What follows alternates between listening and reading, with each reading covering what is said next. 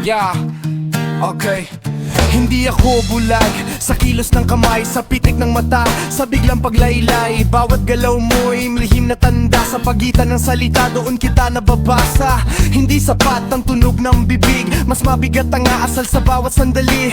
Kung may bitak ang kwento mong buo, sa galaw mo palang lantad na ang totoo, pre. Hindi ako nadadala sa drama at arte, logic ang sandata, obserbasyon ng parte. Sa galaw at katwiran ako bumabanat, hindi sa chismis, hindi sa galit lang basta. Ayoko sa huwad sa salitang saliwa, mas matalas ang isip kaysa sa dila. Kung ikaw ay totoo, wala kang dapat ikuble, pero kung puro ilusyon, lalabas din yan dali. Sa asal na susukat ang tunay na dangal, sa isip na malinaw doon ang laban. Di ako sa sinungaling na bihasa, sa kwentong paulit-ulit pero walang batayan, sa yabang na walang laman ng laman, sa ingay na walang saysay ang dahilan.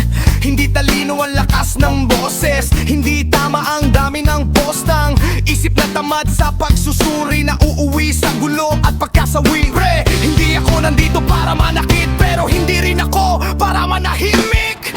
Sa galaw at katwiran ako bumabanat, hindi sa emosyon na mabilis magliyab. Kung mali ang asal, itatama ng mata. Pag logic ang hawak, di ka malilinlang pa. Sa asal na susukat ang tunay na dangal, hindi sa tapang na puro asal kalye lang. Ang isip na gising, di basta natatangay, katotohanan lang ang nais kong ialay. Behavior ang basil, hindi haka-haka, patar ng sinusundan, hindi chismis ng iba.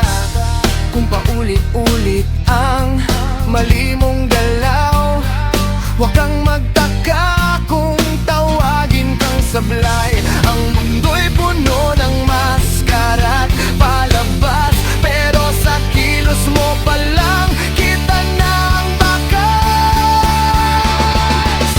Sa galaw at katwiran ako bumabanat, sa katotohanang hindi kailanman takot. Hindi perpekto pero handa